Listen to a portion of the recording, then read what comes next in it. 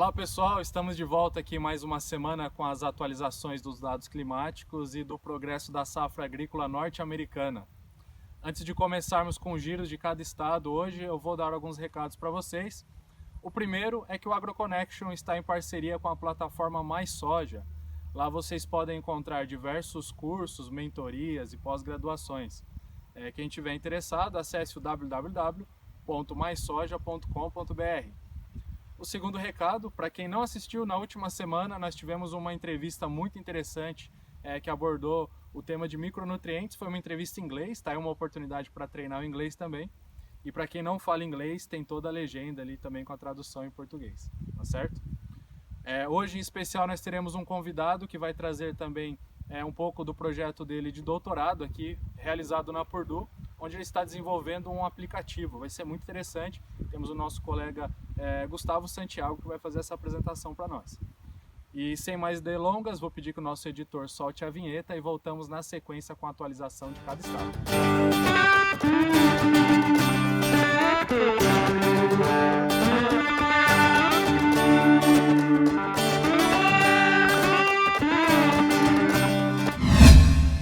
Voltamos aqui então, pessoal. Essa última semana foi uma semana de muito calor. Vocês podem ver aqui no mapa ao lado, inclusive, que na próxima semana vai continuar com bastante calor por praticamente todo o país, principalmente ali mais no oeste do Kansas e do Nebraska, como já é muito bem sabido. E nas últimas semanas nós temos reportado os acontecimentos ali naquela região. Nós vamos ter temperaturas que vão passar inclusive dos 35 graus Celsius. Nas outras faixas aí do Corn Belt, vocês podem ver que continua com calor, mas com uma temperatura um pouco mais amena do que a região ali mais ao norte. Nós vamos ter também, curiosamente, chuvas, principalmente nessas áreas. Aqui no mapa ao lado eu vou mostrar para vocês as áreas mais com azul mais escuro ou na cor mais roxa. Ali nós vamos ter regiões que vão chegar até 75 milímetros de precipitação, principalmente ali onde vocês podem ver o sul do Nebraska e o norte do Kansas, e também a parte mais extrema ali, leste de Indiana. Vocês podem ver que tem uma coloração mais escura. O restante do Corn Belt vocês podem acompanhar que vão estar com colorações mais próximas ao verde, e essas áreas vão ter aproximadamente 20 milímetros de precipitação. E mais ao norte vocês podem ver as áreas que estão com a faixa branca ali, principalmente o norte, Dakota do Norte, Minnesota, Wisconsin, Iowa e Illinois, uma pequena faixa ali no topo de Illinois. Vocês podem ver que praticamente não vai ter chuva. Rapidamente trazendo essas informações aqui para o nosso estado de Indiana, nós vamos ter uma variação entre 12 graus Celsius e 33 graus Celsius na próxima semana aqui em Indiana. E as precipitações, como já comentado, em torno de 20 milímetros, exceto essa área mais ao leste. Indo agora para as culturas, nós já avançamos para 59% das áreas de milho com emissão de pendão em todo o Corn Belt. E as áreas de soja, nós temos 66% das áreas de soja em florescimento. As áreas de milho que já emitiram pendão, nós temos 13% dessas áreas já estão com enchimento de grãos. E as áreas de soja que tiveram a emissão, o florescimento, nós temos 32% das áreas com emissão de vagens. E falando um pouco sobre o sorgo, pessoal, nós temos aqui nos Estados Unidos as principais áreas produtoras de sorgo são Colorado, Kansas, Nebraska, Oklahoma, Dakota do Sul e Texas. Como nosso amigo Gustavo vai apresentar aqui hoje para vocês um aplicativo que eles estão desenvolvendo, eu gostaria de falar um pouco sobre essas áreas. Nós temos 34% dessas áreas de sorgo já com a emissão de panícula, e dessas áreas, 16% das áreas já estão com a mudança de coloração, estão começando a ficar com a coloração marrom. Eu vou pedir primeiro que ele venha aqui e apresente um pouco melhor como que funciona a pesquisa dele, como que funciona o aplicativo, e na sequência eu volto com as atualizações das culturas aqui no estado de Indiana. Oi pessoal, eu sou o Gustavo, eu sou estudante de doutorado aqui nos Estados Unidos, no laboratório do Ignacio Ciampiti. A minha pesquisa ela envolve mais a parte de agricultura digital, então eu desenvolvo aplicativos, trabalho com inteligência artificial, mais voltado para a agricultura. Então, o meu aplicativo, ele, como parte do meu doutorado, ele envolve a extração de características do sorgo, como o diâmetro da panícula, a altura da panícula, o número de grãos e também a cor. não é uma ferramenta voltada para produtores, mas para melhoristas, porque eles podem entrar no campo, aqui como a gente está num campo de experimentos de diversidade com mais de 800 genótipos, entrar, tirar essas fotos e fazer essa avaliação no local, ao invés de precisar cortar e levar para algum laboratório para ter que fazer toda essa avaliação. Além disso, enquanto a gente está validando esse aplicativo, a gente também está montando um banco de dados, né, um banco de imagens que a gente espera ser o maior do mundo, aberto ao público, para todos os melhoristas, acerca desses 800 genótipos que a gente está tendo aqui, que são o maior número de genótipos de sorgo que a gente pode encontrar. Então eu vou demonstrar aqui como que o melhorista faria isso, usaria o aplicativo. Então está aqui em campo, ele entra no aplicativo, seleciona a opção, seleciona se ele quer tirar uma foto agora ou escolher uma da sua galeria, tirada anteriormente. Se for tirar uma foto, posiciona a panícula, tira a foto, pode tirar até 5 fotos e clicar em submeter. Nesse caso, até 5 fotos, todo o processo ocorre no telefone, então a gente colocou aí 5 fotos para não atrapalhar um pouco a performance, porque está tudo acontecendo no telefone. Então vai ter aí medidas de comprimento, diâmetro, número de grãos e também a cor dessa panícula. Muito obrigado, Gustavo, pela ótima apresentação aí do aplicativo e tudo o que você trouxe de mais novo para nós hoje sobre agricultura digital. Vamos seguir agora para o próximo estado. Fala pessoal da AgroConnection, estou eu aqui hoje mais uma vez trazendo informações da semana do estado de Illinois e para me ajudar nesse desafio está aqui um grande companheiro, o nosso amigo Vitor. Fala pessoal, prazer, meu nome é Vitor Cardoso, sou estudante de agronomia da UFLA, atualmente estou no 7º período aí e vim passar uma temporada aqui no estado de Illinois para trabalhar aqui com melhoramento genético de trigo e aveia e é isso aí. E já pegando o gancho do trigo e a aveia aí, a gente semana passada concluiu os coletes dos nossos experimentos, né? A gente trabalha com isso. E é um parâmetro geral do estado, né, Vitor? É difícil agora da gente estar andando pelas lavouras aí e ver um pé de trigo em pé, porque praticamente tudo já foi colhido e já deu entrada aí para soja e para o milho. E o que a gente encontra agora é a soja aí chegando a 60% a 70% já na fase produtiva, também o milho. E algo importante que a gente tem visto, e está sendo bem normal, a gente não está tendo secas igual no estado de Nebraska, por exemplo. A gente está com um ano bem bom, um ano agrícola, pensando em clima, bem bom para a soja e para o milho, que é muito importante, né?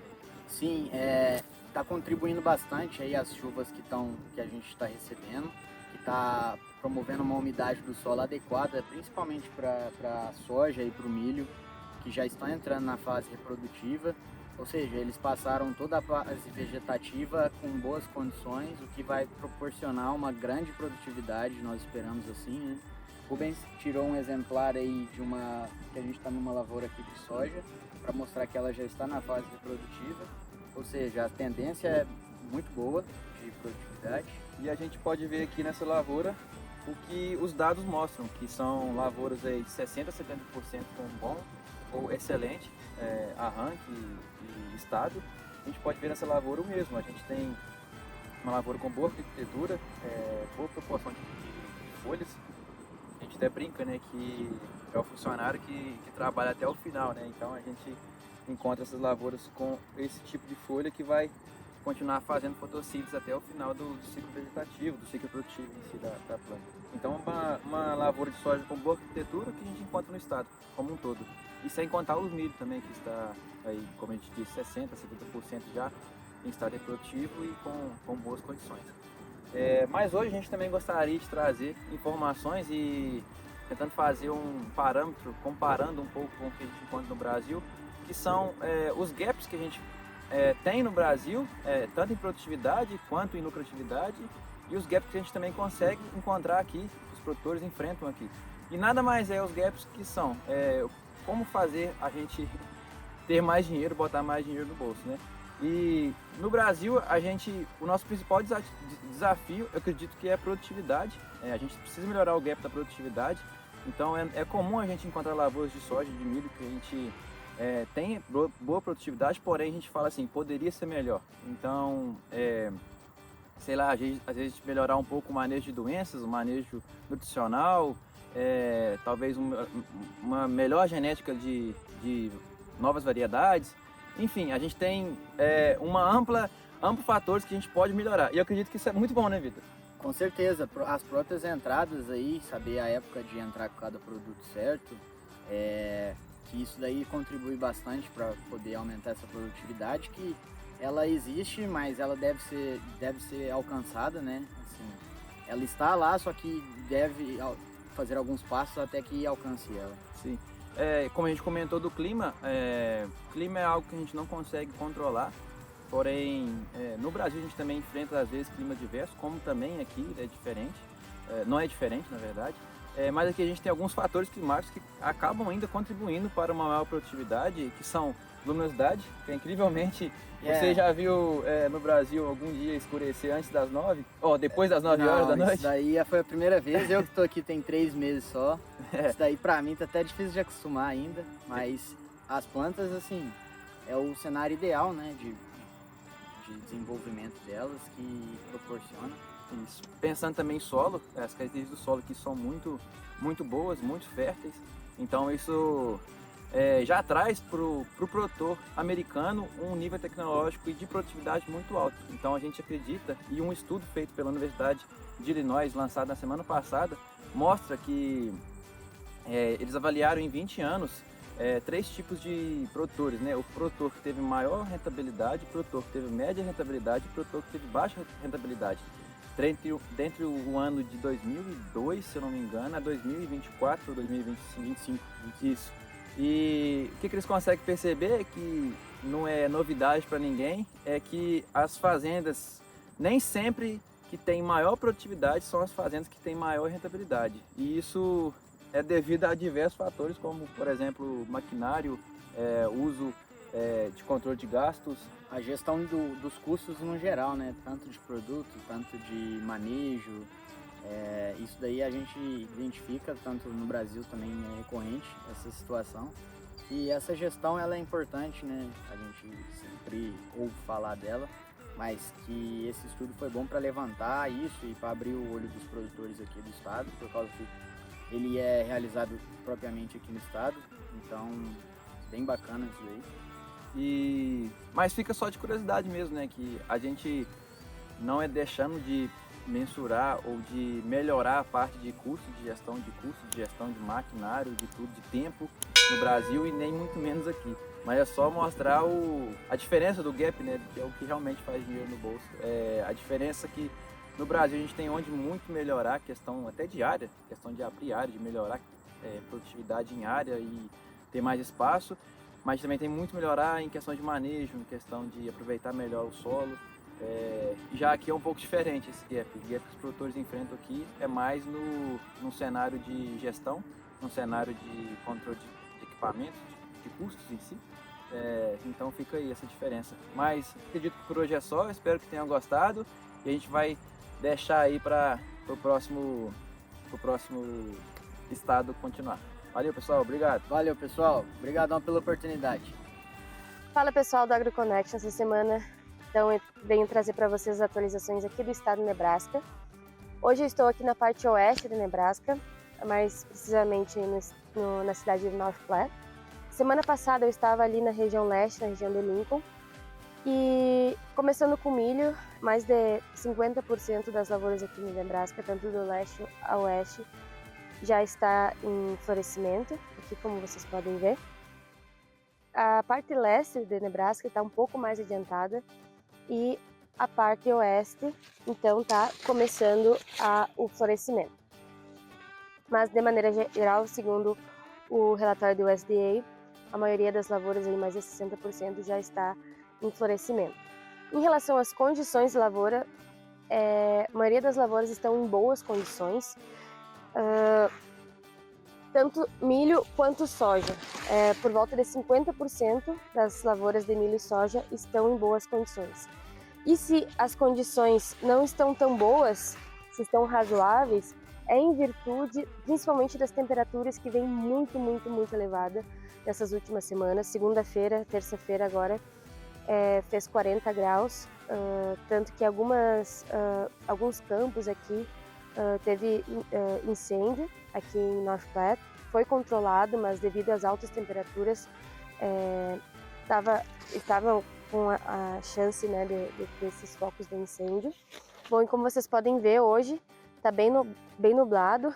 Hoje de manhã, à noite e manhã, choveu cerca de 15 milímetros. Foi uma chuva aí que deu uma amenizada no clima. E para também ajudar nessa questão dos incêndios.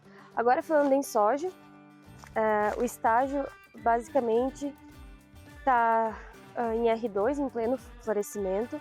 Alguma soja a gente já consegue ver que está em R3, né, formando legume, aqui como vocês podem ver.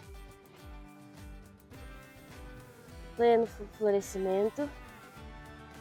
A gente já pode ver a formação aqui de alguns legumes.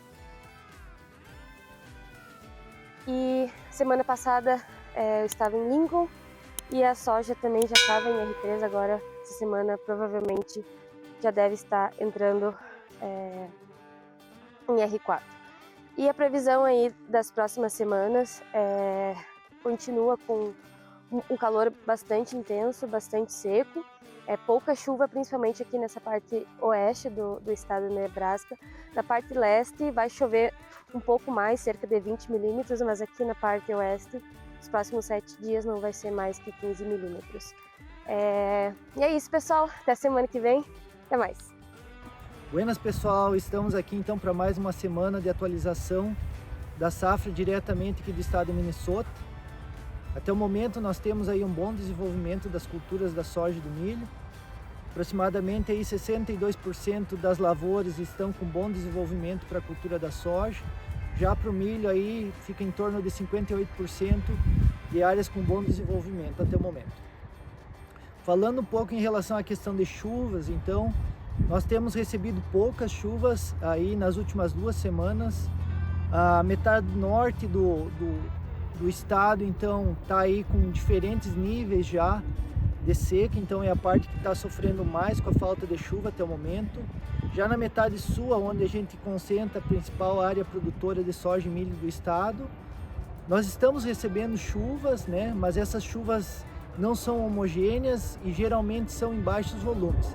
Então, só para vocês terem uma ideia, aí já temos bastante relatos de produtores com algum problema de ácaros nas lavouras de soja, né? O que é então indicativo de ano seco por aqui. Vou pedir agora então para o Luiz botar um vídeo aí para nós de uma lavoura de soja que eu visitei aqui no sul de Minnesota essa semana, para vocês então poder estar visualizando aí como está o desenvolvimento da soja por aqui até o momento. Nós estamos aqui mais ao sul de Minnesota, numa área de soja que foi semeada no dia 29 de abril. O grupo de maturação aqui é 2.1 e nós estamos aqui então entrando num estágio bem importante do ponto de vista de manejo de doenças, que é o estágio R3, que é o momento que alguns produtores, nem todos os produtores aqui no estado fazem a aplicação de fungicida, mas para aqueles que fazem esse manejo de fungicida é o momento que eles vão fazer a aplicação. Então no estágio R3, visando principalmente controle de mofo branco, que é a principal doença aqui no estado. Então a cultura está bem bonita.